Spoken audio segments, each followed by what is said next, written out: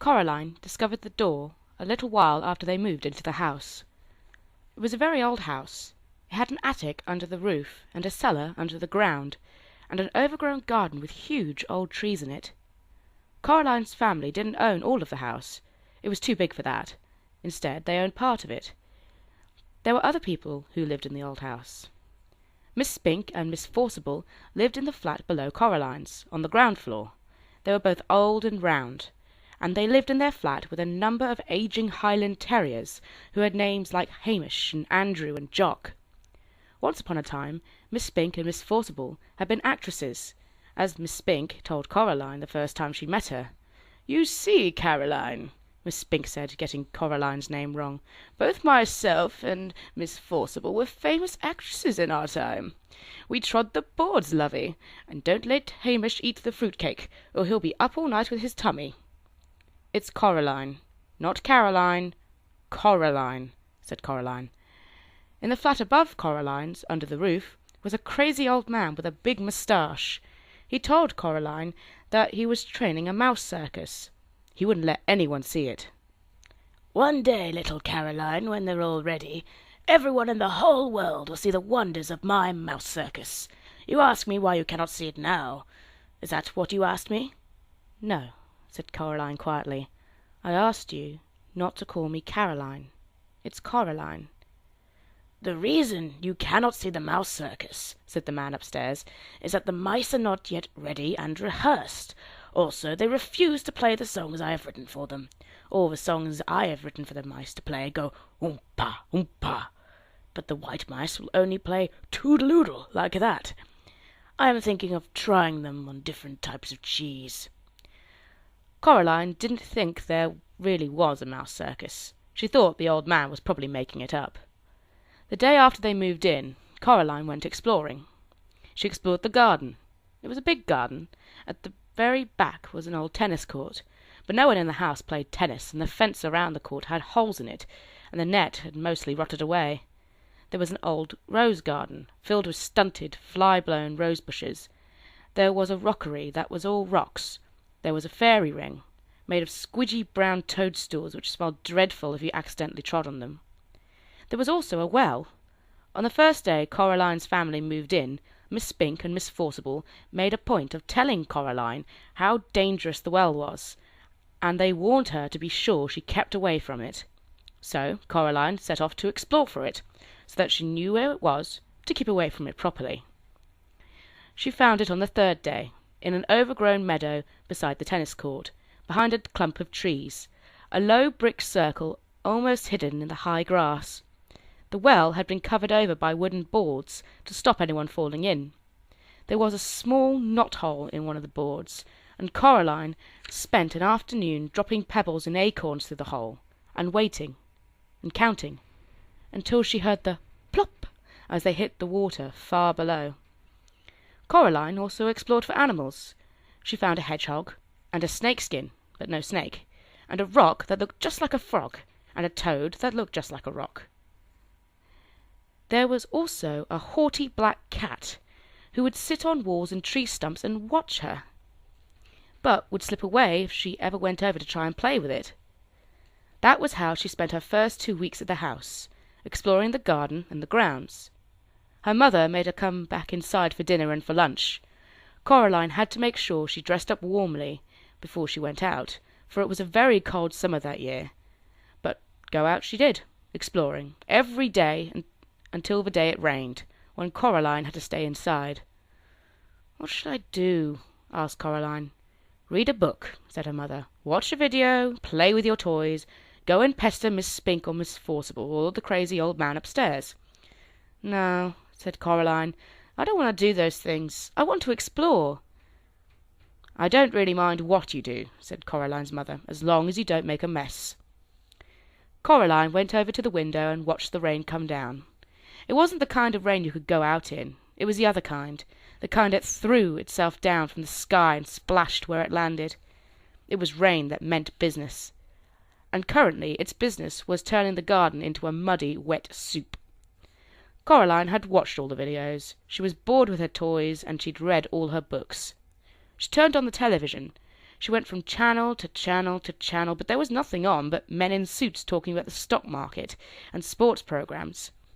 Eventually she found something to watch. It was the last half of a natural history program about something called protective coloration. She watched animals, birds, and insects which disguised themselves as leaves or twigs or other animals to escape from things that could hurt them. She enjoyed it, but it ended too soon, and was followed by a program about a cake factory. It was time to talk to her father. Coraline's father was home. Both of her parents worked, doing things on computers, which meant that they were home a lot of the time. Each of them had their own study. "Hello, Coraline," he said when she came in, without turning round. Said Coraline. "It's raining." "Yup," said her father. "It's bucketing down." "No," said Coraline, "it's just raining. Can I go outside?" "What does your mother say?" "She says, 'You're not going out in weather like this, Coraline Jones.'" "Then, no." "But I want to carry on exploring." "Then explore the flat," suggested her father. "Look, here's a piece of paper and a pen. Count all the doors and windows, list everything blue, mount an expedition to discover the hot water tank, and leave me alone to work." "Can I go into the dressing room?" The drawing room was where the Joneses kept the expensive and uncomfortable furniture Coraline's grandmother had left them when she died. Coraline wasn't allowed in there. Nobody went in there. It was only for best. "If you don't make a mess, and you don't touch anything." Coraline considered this carefully. Then she took the paper and pen and went off to explore the inside of the flat. She discovered the hot water tank. It was in a cupboard in the kitchen. She counted everything blue, 153. She counted the windows, 21. She counted the doors, 14. Of the doors that she found, 13 opened and closed. The other, the big carved brown wooden door at the far corner of the drawing room, was locked. She said to her mother, "Where does that door go?" "Nowhere, dear. It has to go somewhere." Her mother shook her head. "Look," she told Coraline. She reached up and took a string of keys from the top of the kitchen door frame. She sorted through them carefully and selected the oldest, biggest, blackest, rustiest key, then went into the drawing room. She unlocked the door with the key. The door swung open. Her mother was right. The door didn't go anywhere. It opened onto a brick wall. "When this place was just one house," said Coraline's mother, "that door went somewhere. When they turned the house into flats, they simply bricked it up.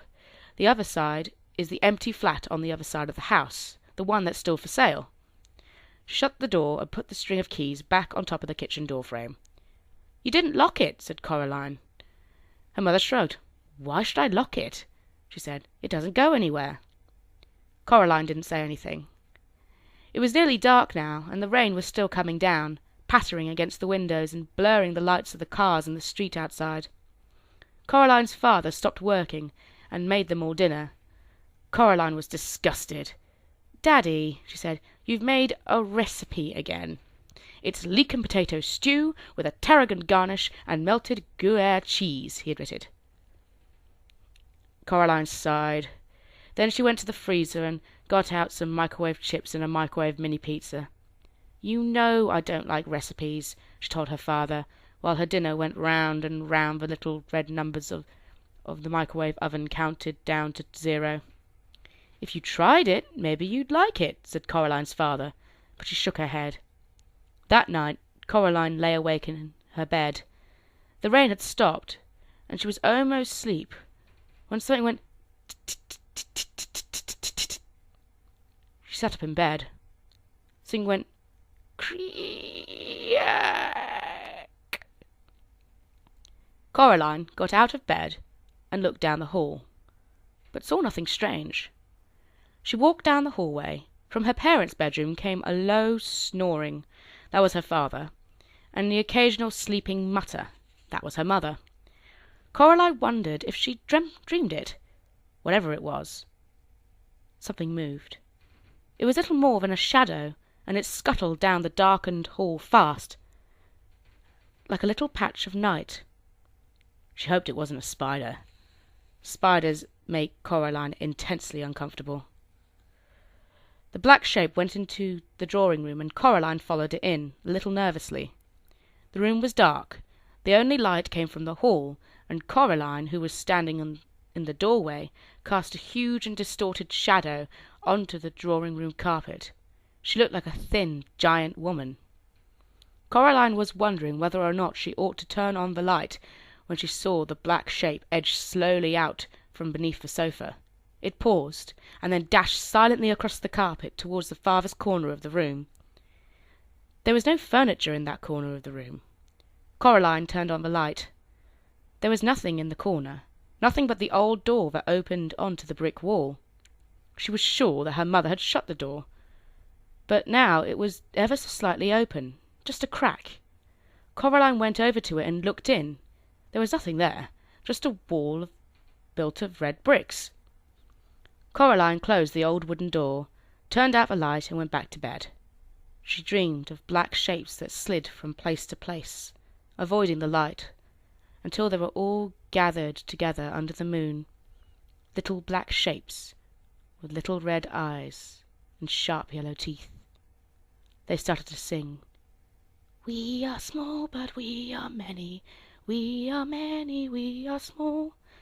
We were here before you rose. We will be here when you fall."